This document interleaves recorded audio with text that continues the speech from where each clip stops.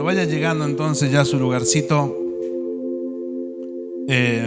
vaya abriendo su Biblia, por favor, en la carta de Pablo a Filemón, que es la última carta que estamos viendo por la gracia de Dios, la última carta que corresponde a esta serie de mensajes de cartas de la prisión. Recuerda que Pablo ha escrito estas cartas, Efesios, Filipenses, Colosenses, y esta última carta que está bajo el paraguas de esta serie de mensajes, cartas de la prisión. Y bueno, esta carta, justamente la carta de Filemón, como hemos dicho anteriormente, es una carta cortita, por así decirlo, son 25 versículos solamente, así que yo le aconsejaba la vez anterior de que pueda leerlo una o dos o tres veces para sacar enseñanza de los principios establecidos por Dios en esa carta. Y bueno, ya estamos en la última trayectoria, en la última partecita de la carta. La vez pasada llegamos hasta el versículo 16 y realmente es de mucha bendición. Simplemente para recordar de qué se trata esta carta. Y hablábamos que si hay un mensaje central, es justamente que habla respecto a la reconciliación. ¿Verdad que es buena la reconciliación? Es bueno para un hijo del Señor. Nosotros tenemos eso en nuestros corazones. Porque claro, se nos ha legado a nosotros como iglesia también este ministerio de la reconciliación. Entonces, es la reconciliación con Dios. Hablábamos de esta relación vertical con Dios, cómo lo transforma absolutamente todo, y también después las relaciones verticales, por ende, como consecuencia, como resultado de esta buena relación, de esta comunión, de esta reconciliación con Dios, empiezan a ser afectadas para bien. Porque ahora la presencia del Señor, la palabra de Dios, el Espíritu Santo en nosotros comienza a trabajar también en las relaciones interpersonales. Y gracias al Señor por eso. Desde el primer versículo que nosotros comenzamos a ver en esta carta de Pablo a Filemón, nosotros podíamos ver cómo Filemón comienza en cierta manera a hablarle a Filemón. Porque claro, había algo que había sucedido, que Onésimo, el esclavo de Filemón, había huido, le había robado, pero ahora este Onésimo se había rendido a los pies del Señor y ahora es un hijo de Dios, así como lo es Pablo, así como lo es Filemón. Pero claro, ahora debía volver a casa de su amo, a Filemón. Entonces Pablo le escribe una carta a Filemón y lo primero que Pablo comienza a hacer es a destacar, a puntualizar las virtudes, las características de Filemón. No viene atropellando Pablo como apóstol con la autoridad que tiene con la autoridad de mandarle, obligarlo a que haga algo a Filemón, sino que comienza a preparar el terreno, ¿no? Para que Filemón, desde su propio corazón, tome una buena decisión de recibir en amor y también reconciliarse con Onésimo, aquel que había huido de su casa. Nos encontramos también que Pablo habla respecto a Filemón en los primeros versículos y le dice que él es una persona que conforta los corazones de los santos. Y justamente esta palabra confortar los corazones se refiere a alguien que da ánimo, a alguien que da fortaleza, a alguien que da esperanza, a alguien que en cierta manera es de fortaleza, es de ayuda para los hermanos. Y esto es justamente lo que hace Filemón. Qué buen ejemplo para nosotros, ¿verdad? Que nosotros también podamos confortar y transformarnos de esa manera en personas, ¿cómo podríamos decir? Confortadores, muchas gracias hermana Magda, confortadores de corazones, dando ánimo a las personas. Eso es bueno, no llevando palabras negativas, no trayendo división aún en la familia o en el trabajo, o en el colegio o en la misma iglesia, sino que podamos tener palabras de ánimo, palabras de fortaleza, palabra de Dios, para levantar, para animar, para decirle a las personas que nos rodean que podemos seguir adelante, ¿verdad? Quizás acercarse a alguien que está en dificultades o enfermos, pasando por cuestiones que no son nada lindas, y el poder llegar con palabras de ánimo, El poder llegar con una simple palabra diciéndole, mira, acá estoy con vos, estamos con vos para seguir adelante. Yo creo que eso realmente reconforta los corazones, ¿verdad? ¿A cuánto le ha sucedido alguna vez que necesitaron una palabra de ánimo? ¿Verdad? Una palabra de fortaleza. Yo creo que todo, y necesitamos a estos Filemones, a ver cuántos Filemones levantan la mano, a estos Filemones que traigan una palabra de aliento, una palabra de ánimo, que realmente nos dé fuerza para seguir adelante entendiendo que pertenecemos a una familia. Y Pablo comienza a puntualizar justamente estas virtudes de Filemón. Está preparando el camino, pero luego Pablo empieza a rogar por Onésimo. Empieza a rogar, él está preso, es un apóstol de Jesucristo, pero como decíamos recién, no va con esa demanda, con autoritarismo, sino que empieza a rogar. En el versículo 10 encontramos que él está rogando por Onésimo, rogando por un esclavo fugitivo. ¿Por qué está rogando? Porque él quiere la reconciliación. Y vuelvo a repetir, si hay algo en nuestros corazones que comienza a fluir por la obra del Señor, es justamente este deseo por la reconciliación. No para traer división, sino para reconciliar. Ojalá nosotros también pudiéramos tomar el ejemplo del apóstol Pablo y colocarnos en ese lugar de reconciliadores. ¿Cómo? Reconciliadores. Ya tenemos a dos. Pónganse acá al lado mío, así me van diciendo.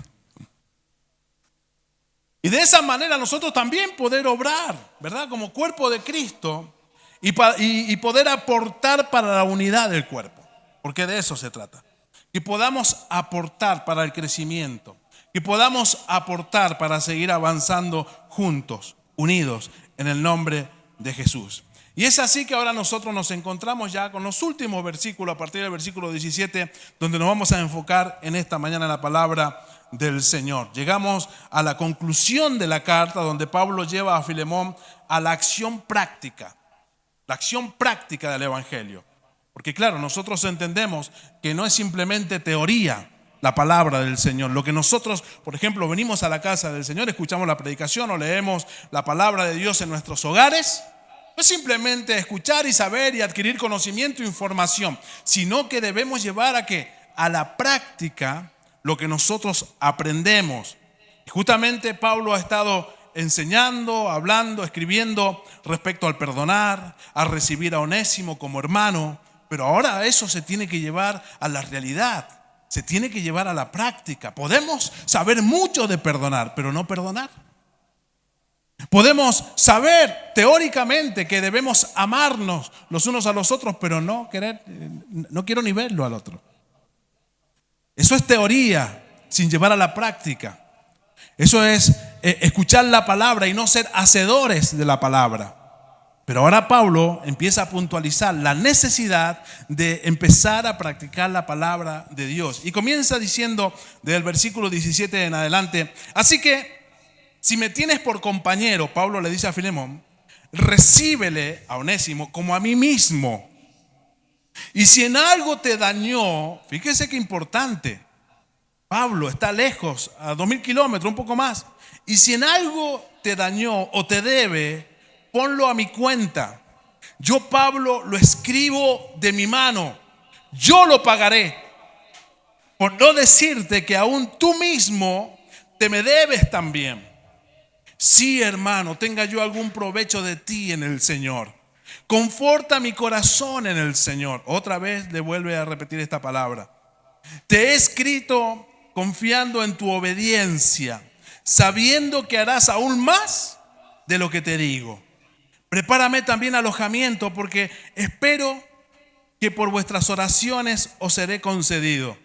Te saludan Epafras, mi compañero de prisiones por Cristo Jesús, Marcos, Aristarco, Demas y Lucas, mis colaboradores. Y termina diciendo Pablo: la gracia de nuestro Señor Jesucristo sea con vuestro espíritu. Amén.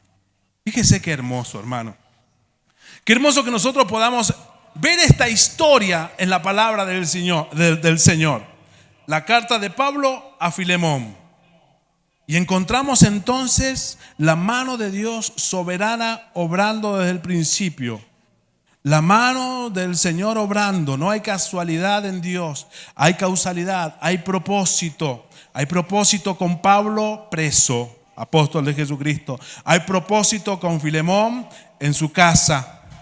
Hay propósito con Onésimo, que había huido de la casa de Filemón. Hay propósito. Nos está hablando esta carta de la reconciliación. Nos está hablando de la restauración. Nos está hablando del perdón. ¿De qué nos está hablando? Del perdón. Qué necesario el perdón, hermano. Hemos estado hablando de estos últimos 3 domingos justamente apuntando a esto, porque de esto se trata. Este es el mensaje de esta carta. La reconciliación, el perdón. Es que no puede haber reconciliación si no hay perdón.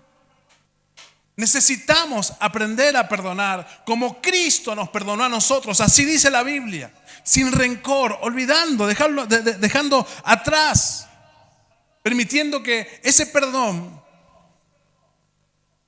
que viene de parte del Señor y obra en nuestros corazones, sane nuestras vidas. Sane las heridas del pasado. Es imposible que nosotros pretendamos ser sanados o vivir y disfrutar como una persona sana, hablando espiritualmente, si hay rencor, si no hay perdón en nuestras vidas. Siempre va a haber un retroceso. Necesitamos perdonar. Necesitamos la obra del Espíritu Santo en nuestros corazones, perdonando como hemos sido perdonado, que esto lo hablamos la semana pasada. Qué importante es que nosotros podamos ver esta imagen, ¿no?, de alguien, por ejemplo, que va a la cárcel. Alguien que va a la cárcel y se encuentra con una celda, y al mirar hacia adentro de la celda se encuentra con una persona que está hace tiempo en esa celda, oscura, húmeda, su rostro triste, con dolor en su vida, en su corazón, por el lugar donde se encuentra. Y entonces llega la persona hasta donde está este que está preso, y él tiene las llaves para dejarlo en libertad. Y se acerca entonces hasta la celda y abre la celda. Y ese hombre que ha estado preso sale, y a la luz, el resplandor, la claridad, fuera de esa celda, se da cuenta el libertador que esa persona que estaba presa es él mismo. Las llaves se llaman perdón. ¿Saben?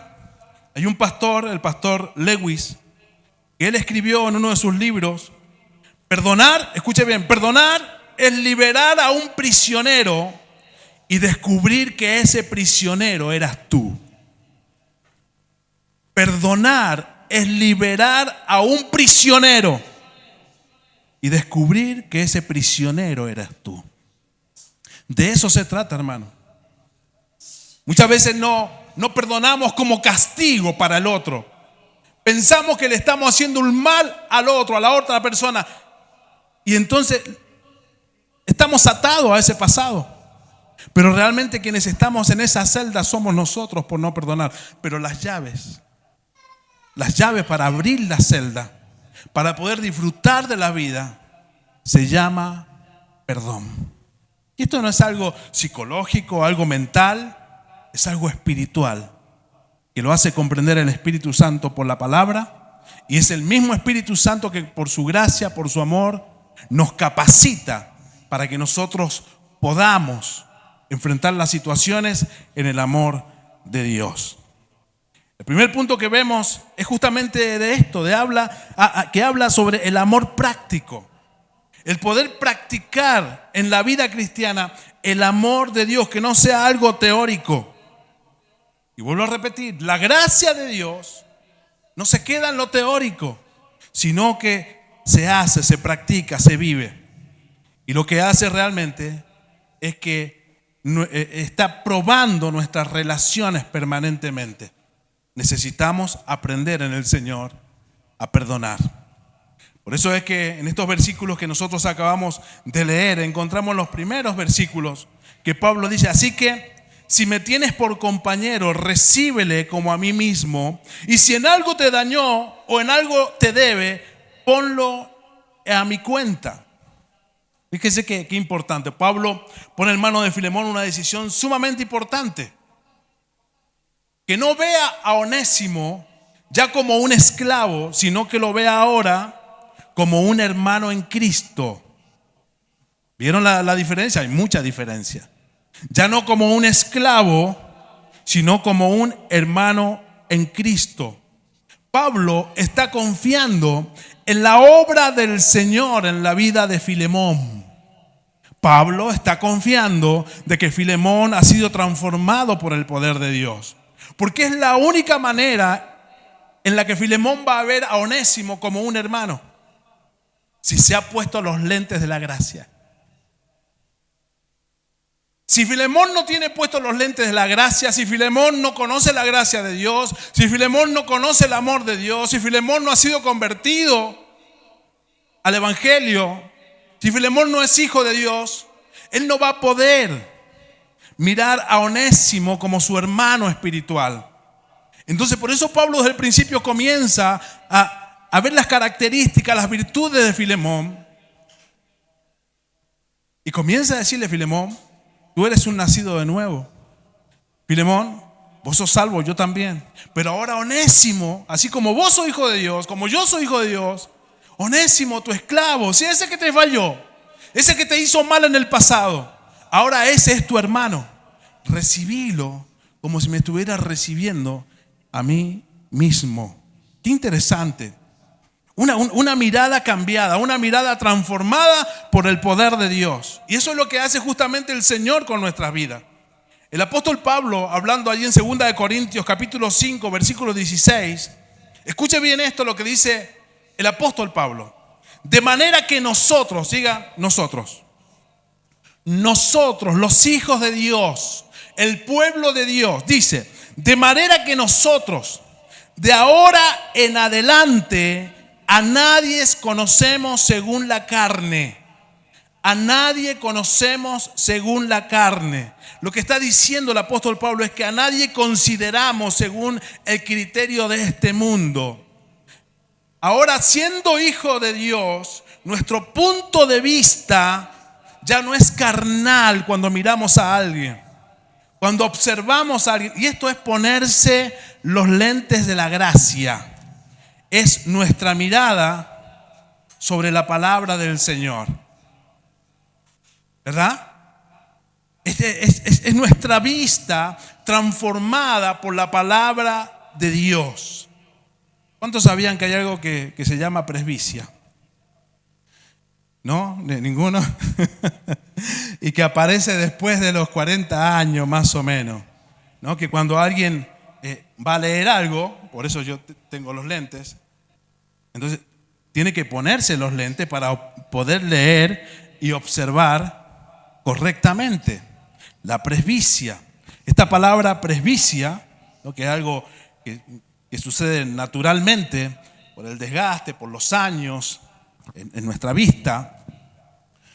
Justamente esta palabra presbicia viene del griego presbis, que es viejo, más opsis, que es visión. Así que literalmente es visión de viejos. Ahí se va evidenciando la edad. De allí el término que muchos le llaman a la presbicia ojos viejos, justamente, ¿verdad? Bueno, así como la presbicia dificulta enfocar lo cercano, los ojos viejos espirituales los hacen incapaces de ver lo que Dios está haciendo en el presente, porque seguimos mirando con la vista desgastada del pasado. Necesitamos colocarnos los lentes de la gracia. Pablo confiaba de que Filemón tenía puestos los lentes de la gracia para que pudiera ahora en el presente mirar a Onésimo de una manera totalmente diferente. Ya no es el esclavo pecador que merece la muerte. Ahora es el hermano Onésimo. Y esto nos enseña mucho a nosotros cómo vemos a las personas que nos rodean. Y ojo, no solamente esto es en el reino de Dios, no solamente es en la comunión con hermanos, sino también cómo juzgamos, cómo miramos a aquellos que aún no pertenecen al reino de Dios.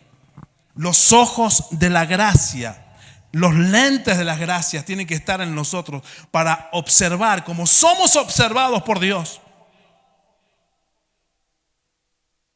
Muchas veces nos colocamos en pedestales creyendo que tenemos la capacidad de juzgar, de apuntar, y no miramos como somos mirados y no observamos como somos observados.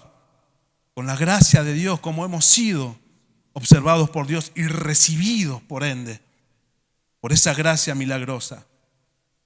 Pero nos olvidamos de dónde salimos. Solo con la visión renovada en Cristo podemos enfocar correctamente.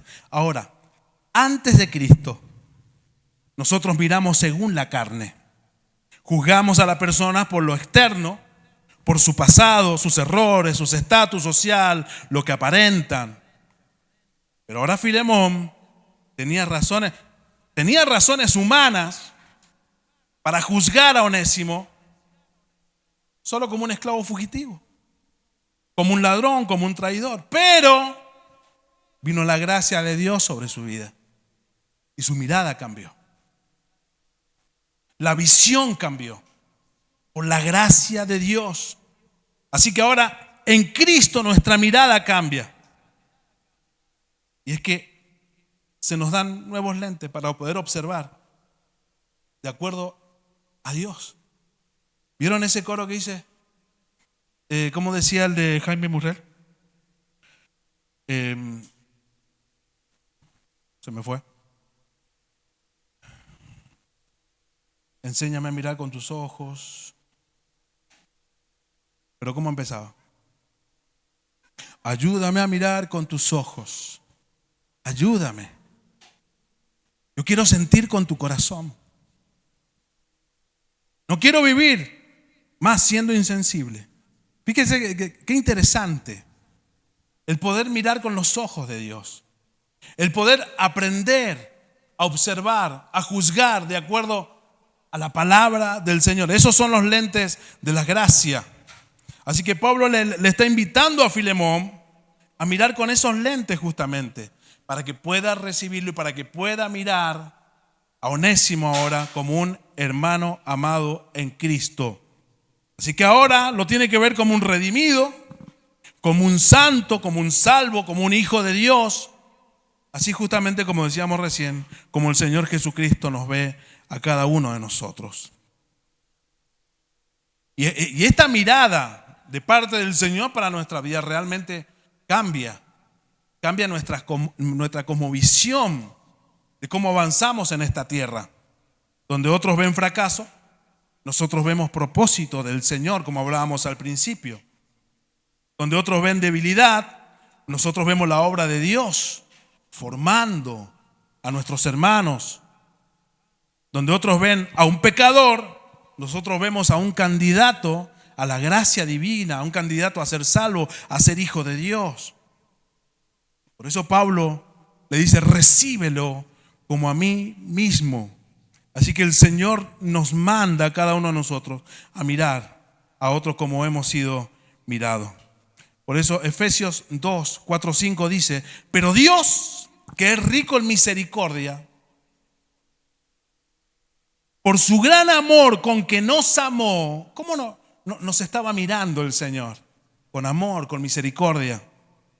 Aún estando nosotros, o sea, no es que ya habíamos salido de ese lugar. Aún estando nosotros muertos en pecados, nos dio vida juntamente con Cristo. Esos son los lentes de la gracia, que no espera que cambie para entonces recibirlo como un hermano amado. Así el Señor nos tomó a nosotros, siendo lo vil y lo menospreciado de este mundo. Entonces ahora, si yo tengo que amar y tengo que ponerme los mismos lentes de gracia, ¿cómo reacciono ante la realidad pecadora de otros? ¿Cómo reacciono ante la realidad de debilidad de otro? ¿Cómo reacciono ante el error, el pecado, como vuelvo a repetir, de otro? Bueno, debemos ponernos los lentes de la gracia, porque así el Señor nos ha recibido a cada uno de nosotros. Nos vio perdidos, pero ¿qué hizo el Señor? Nos buscó. Estábamos perdidos y Él nos buscó. Nos vio enemigos, pero nos amó. Nos vio muertos, pero nos dio vida en Cristo. Esos son los lentes de la gracia. Ahora hay una imagen que se me venía a la mente del profeta Ezequiel, el capítulo 16 específicamente, donde el profeta comienza a hablar, le habla a Jerusalén, pero representando a Israel, y les recuerda el origen de donde el Señor los sacó a ellos, cómo se encontraban en la miseria, tirado a un costado del camino. Y Él le dice en el versículo 6, y pasé yo, dice Dios, hablándole al pueblo, junto a ti, y le dice, y te vi sucio en tus sangres, y cuando estabas en tus sangres te dije, vive. Sí, te dije, vive. Y así estábamos usted y yo, amado hermano, sucios en nuestras sangres, descuidados, inseguros, con inseguridades, con temores, con pecados. Pero el Señor los vio de esa manera y no proclamó juicio, sino lo que hizo fue darle gracia y amor. Y Él le dijo, vive. Le dije, vive. Qué importante que nosotros podamos ponernos los lentes de la gracia y ver esperanza donde otros ven desesperanza. Qué importante ponernos los lentes de la gracia, de la palabra del Señor, y amar a aquel que muchos odian, que nadie quiere. Que el Señor nos ayude, que el Señor nos dé de su gracia y que esto vaya creciendo en cada una de nuestras vidas. Cambiarían nuestras relaciones realmente si nosotros viéramos de esta manera. Si nosotros reconociéramos también en la vida del otro que está perdido nuestra propia vida cuando estábamos en ese lugar.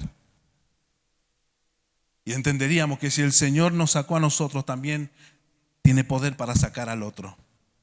Y si alguien oró y clamó por nosotros y rogó por nuestra reconciliación, así como lo hizo Pablo por Onésimo, también rogaríamos por aquellos que todavía no conocen al Señor, teniendo puestos los lentes de la gracia.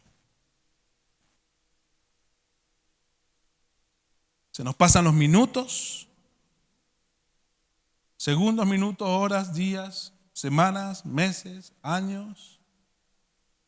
Y lamentablemente nunca, pasa mucho tiempo y no tomamos las responsabilidades que nos tocan a nosotros como iglesia. Y deseamos cosas y hacemos cosas, pero hacemos otras cosas. Y no obtenemos lo que nuestros corazones desean. En Dios estoy hablando. Pero es tiempo de perdonar.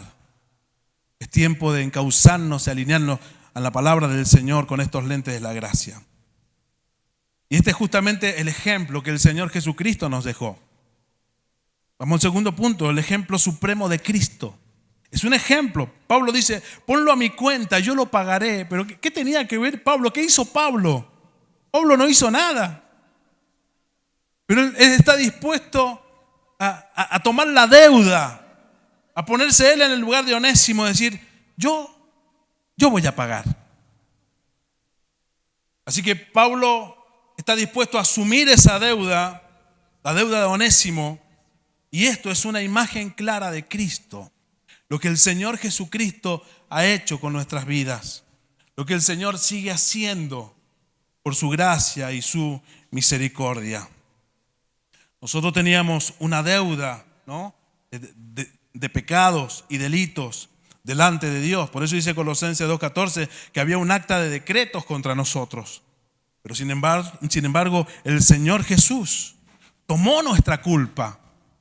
Y eso es importante que nosotros podamos notarlo también en esta mañana. Si bien estamos viendo, ustedes están viendo, se dan cuenta que estamos viendo la historia de Filemón, la historia de Onésimo y Pablo allí en el medio, pero nosotros estamos viendo la obra redentora del Señor Jesús en nuestras vidas.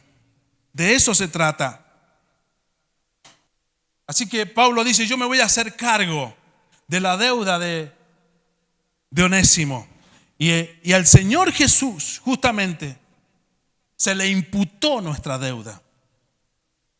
Las deudas que nosotros teníamos para con Dios. La deuda de nuestros pecados. Se le imputaron nuestros pecados. Y Él pagó el precio en la cruz. Y ahora usted y yo podemos, por eso hablaba al principio de poder disfrutar de esta vida. Porque alguien pagó nuestra deuda. Y ese fue Cristo Jesús. Él tomó nuestra culpa. Ahora, el término imputar tiene un sentido jurídico y bíblico muy importante. En lo general, imputar significa cargar o adjudicar algo a la cuenta de otra persona. O sea, cuando un juez dice que alguien es imputado, quiere decir que se le está atribuyendo un delito o una responsabilidad, ¿verdad? Por ejemplo, cuando alguien hace algo malo y le echa la culpa a usted, le está imputando algo que usted no hizo. Ahora, nosotros estábamos muertos en delitos y pecados y condenados, separados de la gloria de Dios. Pero en la cruz gloriosa sucedieron dos cosas importantes, sumamente importantes. Número uno, nuestros pecados en la cruz de Calvario fueron imputados a Cristo. Nuestros pecados, nuestra culpa, nuestra deuda fue puesta sobre Cristo Jesús. Dice la palabra del Señor en Isaías 53:5, escucha bien, mas Él herido fue por nuestras rebeliones, molido por nuestros pecados. El castigo de nuestra paz fue sobre Él y por su llaga fuimos nosotros curados. Todos nosotros nos descarriamos como ovejas, cada cual se apartó por su camino, mas Jehová cargó en Él el pecado de todos nosotros. ¿Vieron? Al Señor Jesús se le imputaron, Él cargó el pecado de todos nosotros. Esto pasó, número uno. Pero número dos, también sucedió esto en la cruz de Calvario, que la justicia de Cristo nos fue imputada a nosotros. ¿Cuánto dicen gloria a Dios? Ahora Dios nos acredita la justicia de Jesús y ahora somos vistos como justos en Cristo Jesús. Así que nuestros pecados fueron puestos sobre Jesús. La justicia de Jesús fue puesta sobre nosotros. Y gloria a Dios. Gloria a Dios, porque eso es gracia y eso es misericordia. Esto es, por ejemplo, si usted tuviera una deuda enorme en el banco. No voy a decir que levante la mano. Y debe de tarjetas y esto y se ha atrasado y usted sabe que es imposible ya pagar esa deuda. Le es imposible, es mucho dinero. Pero viene un hombre que es rico y habla con el gerente del banco y le dice, toda la deuda de ese hombre, démela que yo me voy a hacer cargo. Está buena, ¿eh? Yo me voy a hacer cargo de toda su deuda. Entonces él se hace cargo, se responsabiliza. Y no solo eso, sino que de su riqueza les dice, y ponga toda esta riqueza a favor de esa persona para que disfrute la vida. ¿Es bueno o no? Bueno, pero eso es lo que hizo el Señor Jesús con usted y conmigo también. Era imposible para nosotros, hermanos, pero el Señor Jesús lo hizo posible. Él tomó nuestras deudas en la cruz del Calvario, nuestros pecados, nos perdonó, nos justificó, nos redimió, nos santifica, nos hizo santo. Imposible para nosotros. Eso lo hace solamente el Señor Jesucristo. Y gloria a Dios por eso. ¿A esto le pone feliz? Por eso dice 2 Corintios 5:21. Al que no conoció pecado, el Señor Jesús, al que no conoció pecado, por nosotros lo hizo pecado para que nosotros fuésemos hechos justicia de Dios en él. Gloria a Dios. Así que nos encontramos entonces otra vez con Onésimo. Imposible que él pudiera pagar esta deuda. Pero Pablo dice, yo me hago cargo. Y el Señor Jesucristo hizo lo mismo con nuestras vidas. Pablo se ofreció a cubrir la deuda de Onésimo para que éste pueda ser recibido no como un esclavo inútil, sino como hermano amado.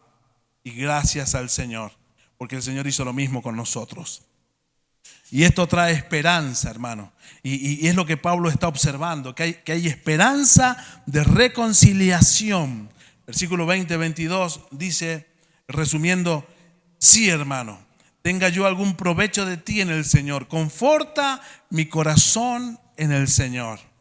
Así que Pablo está esperando que Filemón actúe en amor, no por obligación, como decíamos hace un momento, sino por convicción del corazón. Ese es el perdón que tiene que fluir desde nuestras vidas hacia los demás. No por obligación, no porque puedo sacar una ventaja de algo. No se trata de eso. Se trata de la misma gracia que obró en nosotros, que ahora fluya a través de nuestras vidas. Esperanza de reconciliación. Y por último, encontramos que Pablo termina saludando al final y dice: la gracia de nuestro Señor Jesucristo sea con vuestro espíritu. Y es que la gracia del Señor, como venimos hablando, es lo que lo envuelve absolutamente todo. Es la gracia del Señor que nos cubre. Es la gracia del Señor que nos envuelve. Es la gracia del Señor que actúa en nuestras relaciones. Es la gracia del Señor que actúa en nuestras vidas. Es la gracia del Señor la que nos fortalece. Es la gracia del Señor la que nos anima a seguir adelante, a tomar decisiones correctas como hijos del Señor.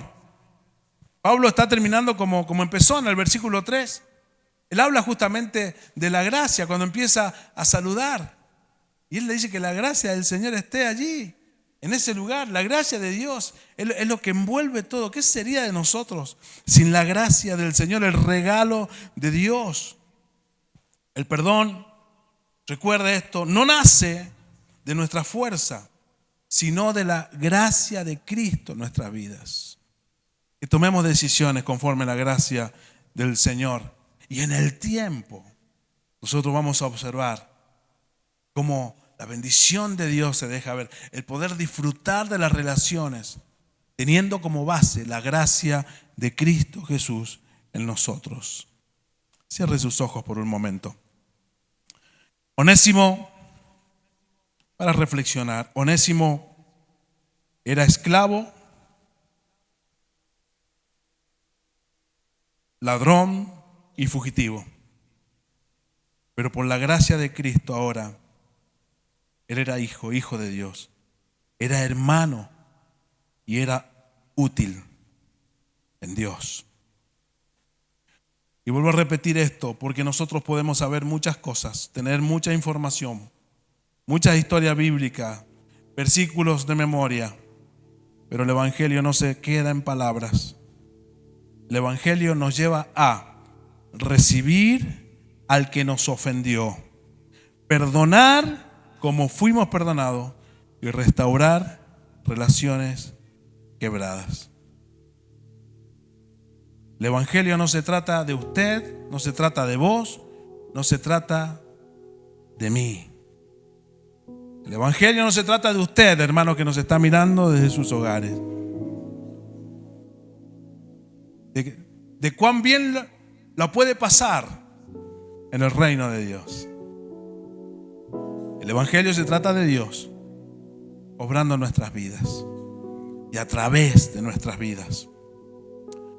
Por eso Pablo también, cuando habla a los Efesios, en el capítulo 4, verso 32, les dice y nos dice: antes, sed benignos unos con otros, misericordiosos, perdonándoos unos a otros, como Dios también os perdonó a vosotros en Cristo. ¿Qué vemos en Onésimo? Porque ya estamos terminando esta carta. ¿Qué hemos visto en Onésimo? Hemos visto que Onésimo es un espejo de cada uno de nosotros. Que fuimos inútiles, pero Cristo nos hizo útiles. Estábamos lejos, pero Cristo nos reconcilió. Teníamos deudas, pero Cristo las pagó. Vivíamos sin rumbo, pero en la providencia y soberanía de Dios, Él nos encontró. Qué precioso Jesús. Qué hermosa gracia. ¿Cómo no estar agradecido? ¿Cómo no corresponder al amor de Dios? ¿Cómo no corresponder a la gracia divina? ¿Cómo no decirle: Señor, te pertenezco a ti, haz conmigo como quieras? Y poder de esa misma manera que hemos sido amados, amar a otros. Ahora quiero hacer esta apelación en esta mañana para los que están aquí, pero también para los hermanos que se encuentran en sus hogares. Si aún no te has reconciliado con Dios, ven a Cristo. Él paga tu deuda. Si hay relaciones rotas en tu vida, sé un Filemón obediente, recibe, perdona, abre los brazos. Pero si Dios te ha puesto en un lugar de mediador, sé un Pablo, intercede en amor, no con imposiciones, en amor. Que nazca del corazón el perdón, que nazca del corazón la misericordia. No esperes a sentir perdonar.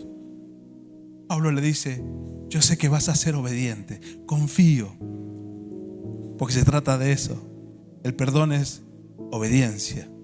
Cuando sienta perdonar, lo voy a perdonar. No dice eso la palabra, dice que debemos perdonar. Y es entonces cuando se manifiesta la bendición, la presencia de Dios en nuestras vidas.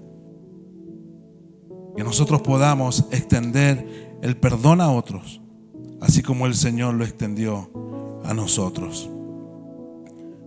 Hay una historia, la historia de Carrie de Boom, quien después de sobrevivir a un campo de concentración nazi, se encontró con un guardia que había sido muy cruel con su hermana. Años después, él se acercó a pedirle perdón. Esta mujer, Corrie, escribió en uno de sus libros: sentí que no podía, pero cuando di mi mano sentí el amor de Cristo en mí y descubrí algo. Descubrí que el perdón no es una emoción, es un acto de fe, es un acto de obediencia.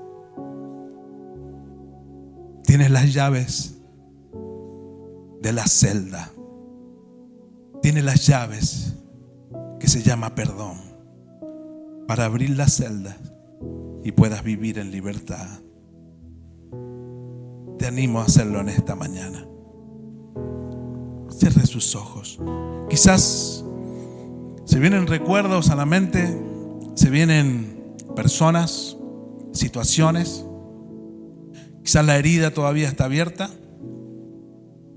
el distanciamiento todavía existe, la división, el enojo, el rencor.